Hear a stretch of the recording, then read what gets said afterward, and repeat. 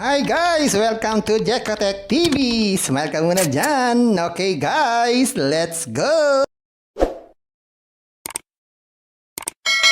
Guys, welcome back again to my channel. Ito guys, meron tayong i-update. Dahil ating mga kaibigan ay patuloy na nagte-text at nagme-message sa atin. Mag-update na daw ako dito sa Incitec. Gusto nilang malaman kung paying itong Incitec. Kaya tayo po yung mag-withdraw ngayong araw na to. Pero bago yan, baka naman di ko pa kayo friend sa YouTube. Please click the subscribe button and also the bell button para naman ma-notify ko kayo kung meron akong bagong video. And also share and like sa mga mahilig sa online. At sa mga nandyan na gusto magsuri, pwede rin mag-register, magsuri.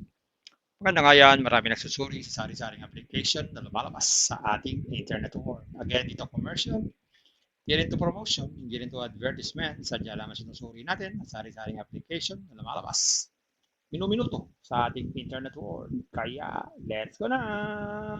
And guys, ito yung ating account dito sa Incitec Pivot. So ngayon meron tayong withdrawable balance na 245. Pero ang active balance is 265. So yung active balance, hindi pwedeng withdrawin. Ang pwede lang itong withdrawable balance o withdrawal balance. So nakapag-set na tayo ng ating GCash.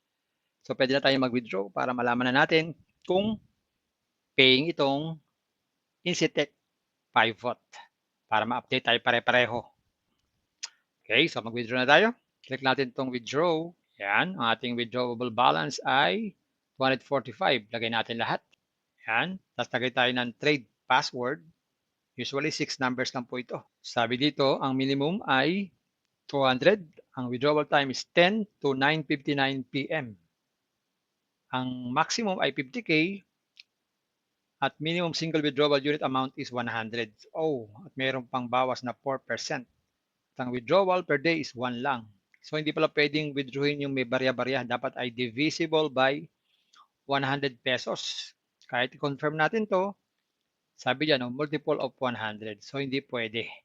So kailangan ay buuan pala to. Dapat divisible by 100 ang ating withdrawin. So palitan natin yung amount. So pwede naman tayo magpalit dahil meron tayong 245. Lagpas tayo. So ang minimum ay 200. So babawasan pa yan ng 4%. Okay, so click natin confirm. Yan, ito yung ating withdrawal. So 200 pesos. May 29, 2024, 10:06 a.m. Initiate withdrawal. And guys, dumating na yung ating withdraw dito sa Incitec. So pakita ko sa inyo yung GCash transaction at saka GCash inbox. Pero balik muna tayo sa ating account. Ayan po, yung ating withdrawal. So successfully ended na po siya. So 200 po yan. Ang date ay May 29, 2024, 10:06 a.m. So kwentahin natin kasi may bawas tong 4%. So 200 times 0.04 equals minus 200 equals yan, 192. Ito po dapat ang marireceive natin, 192. So check natin sa GCash. So ito po yung na-receive natin, 192. Saktong-sakto. May 29, 2024, 10:19 a.m. Sa inbox naman po, sa inbox today, 10:19 din po. Ayan, 192 pesos. So eksaktong-sakto naman na-receive natin sa ating withdraw. 200 minus 4% equals 192. Na-receive natin 10:19. So bilangin natin kung ilang minuto bago natin na-receive yung ating withdraw. Ayan, withdrawal time natin is 10:06. Na-receive natin ay 10:19. So 13 minutes yan. 13 minutes na-receive natin yung ating withdraw. So mabilis pa. Okay? 13 minutes. Hindi umabot ng 24 hours. So kung meron kayo dyan withdrawin, kung meron na kayo dyan 200, withdrawin nyo na po. Withdraw ng withdraw. Huwag na pong ipon-iponin at huwag na pong patal-tagalin. Kung meron din naman 200, withdrawin na po. Ayan guys, nakita natin nakapag-withdraw tayo. Meron na tayong update. paying pa itong Incitec as of May 29, 2024, 10:19 a.m. Pero sa mga susunod na araw ay hindi natin alam at sa mga susunod na buwan. Ang pinag-uusapan natin ay ngayong lang araw na to as of May 29, 2024. Pero guys, wag naman ganyan. Hindi naman porket nakapag-withdraw tayo ay dali-dali naman kayong mag-invest. Wag naman po. Mag-isip-isip muna, think twice, mag-search, magtanong-tanong bago mag-invest, and invest at your own risk, invest what you can afford. Solusyon lamang po, sobrang pera ang ating invest. Huwag natin pakabuhayan, pamili bigas, pabili kulang pa tuition fee, at lalo-lalo na huwag po kayong mangutang. At sa pampaalala ng ganito mga application, minsan tumatagal, pero minsan sandaling-sandali lamang. Kagaya itong application na to, ang hula ko dito, tatagal ito ng 47 days or more or less 47 days. So nasa sa inyo yan kung kayo ay mag-invest. At kung wala kayong pang-invest, kung may free, sa free na lang muna tayo. Kung may free, sa free na lang muna tayo. At sa pampaalala, ang ganito mga application, minsan tumatagal, pero minsan sandaling-sandali lamang. Kaya maging maingat sa ating pag-invest. Paring paalala, sabi po sa 1 Timothy chapter 6 verse 10, for the love of money is a root of all kinds of evils, is true this craving that some have wandered away from the faith and pierced themselves with many pangs. Totoo po ito. Ang pera naman ay hindi masama. Yan ang ginagamit natin sa pang-araw-araw natin buhay, pambili ng bigas, ulam, sapatos at iba pa. Pero ang babala dito ay yung pag-ibig sa pera. Pag tayo po umibig na sa pera, maaari tayong makagawa ng sari-saring kasamaan. Yan po ang kinauugataan, yung ating pag-ibig sa pera. Kaya ito po ay isang babala. Dahil ang ating ibang mga kasama natin ay nawala na sa pananampalataya. Mas pinili nilang ibigin ang pera. Hindi natin alam kung nasaan sila. Kaya pinag-iingat po tayo dito. Mag-iingat po tayo sa pag-ibig sa pera. At sa mga nandyan na gustong magsuri at gustong mag-try, ganito lang po. And guys, ito yung kanilang registration form or sign-up form. So maglalagay lang tayo ng cellphone number, tapos password, tapos nickname. Kahit anong nickname, pwede po yan. Gawin na natin. Yan, tapos click lang po sign up. Yan, tapos mag-login po tayo. Yan, tapos mag-login po tayo. Yan, click natin login. Yan, so naka-register na po tayo. Automatic, nagkaroon po tayo ng 12 pesos na libre. So, maliban dyan, wala na pong ibang libre. So, check natin paano ba umiikot itong application na to. So, meron silang natawag na value, welfare, at saka large activity. Sa value, check natin itong value. Meron silang value. Ang pinakamaliit ay 550. Kita daw ito ng 143 sa 47 days. Pag naman daw po 1680, kikita ng 487.2 in 45 days. Pag naman po, laki na agad. 5270, kita po ng 1633.70. At meron pang 22K. At meron pang 66K. At ang pinakamalaki ay 217K. Nakikita ng 86,800 every day sa loob ng 36 days. Wow! Check naman natin itong welfare. Sa welfare, sa welfare, ang pinakamalit ay 268. Kita raw ito ng in one day ng 402. Ba, okay ah.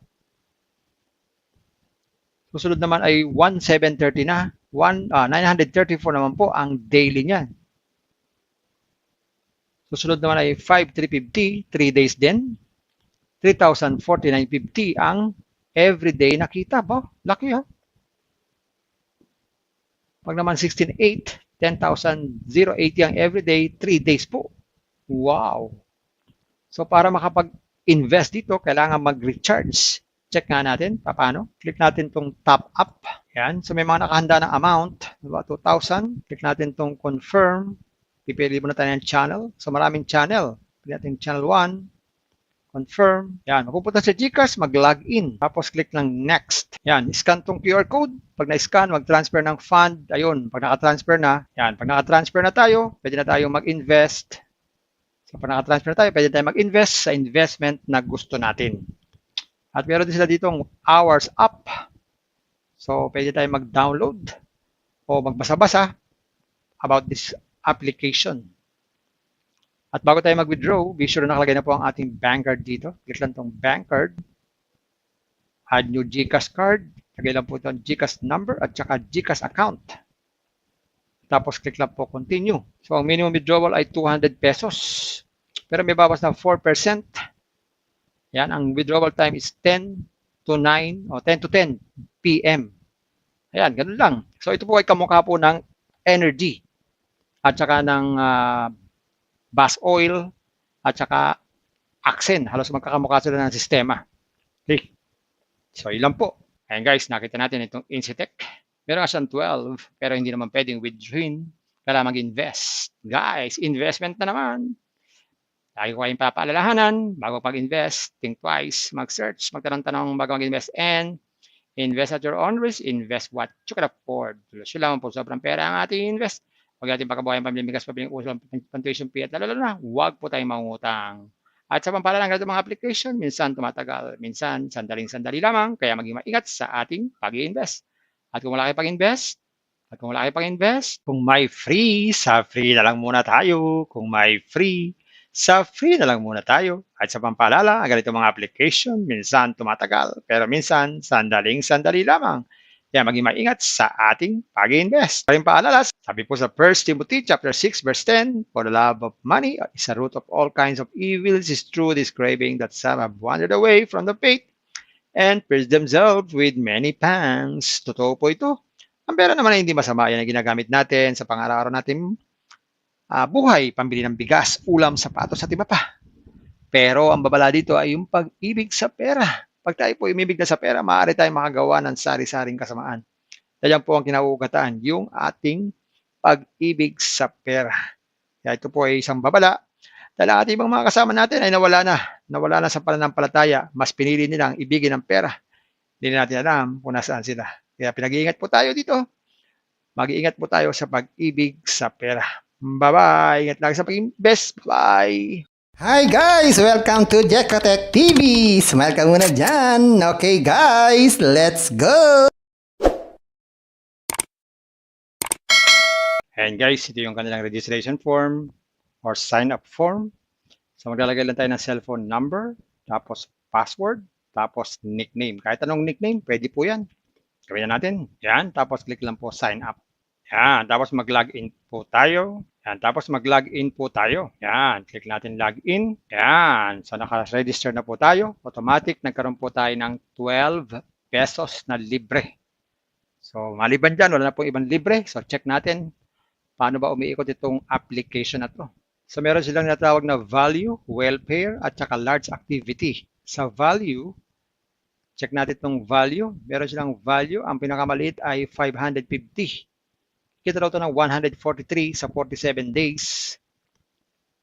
Pag naman daw po 1680, kikita ng 487.2 in 45 days. Pag naman po, laki na agad, 5270, kikita po ng 1633.70. At meron pang 22K, at meron pang 66K. At ang pinakamalaki ay 217K. Nakikita ng 86,800 every day sa loob ng 36 days. Wow! Check naman natin itong welfare. Sa welfare, sa welfare, ang pinakamalit ay 268. Kita raw ito ng in one day ng 402. Ba, okay ah. Susunod naman ay 1730 na. 934 naman po ang daily niyan. Susunod naman ay 5350, 3 days din. 3,049.50 ang everyday nakita ba? Laki ha? Pag naman 16,800, 10,080 ang everyday, 3 days po. Wow! So para makapag-invest dito, kailangan mag-recharge. Check nga natin, paano? Click natin itong top up. Yan. So may mga nakahanda ng amount, diba? 2,000. Click natin itong confirm. Pipili muna tayo ng channel. So maraming channel. Click natin channel 1. Confirm. Yan. Mapupunta sa GCash, mag-login. Tapos click lang next. Yan. Scan tong QR code. Pag na-scan, mag-transfer ng fund. Ayun. Pag naka-transfer na. Yan. Pag naka-transfer na tayo, pwede na tayo mag-invest. So pag naka-transfer na tayo, pwede tayo mag-invest sa investment na gusto natin. At meron din sila ditong hours up. So pwede tayo mag-download o magbasa-basa about this application. At bago tayo mag-withdraw, be sure na nakalagay na po ang ating bank card dito. Click lang tong bank card. Add new GCash card. Lagay lang po itong GCash number at saka GCash account. Tapos click lang po continue. So ang minimum withdrawal ay 200 pesos. Pero may bawas na 4%. Yan, ang withdrawal time is 10 to 9 o 10 to 10 p.m.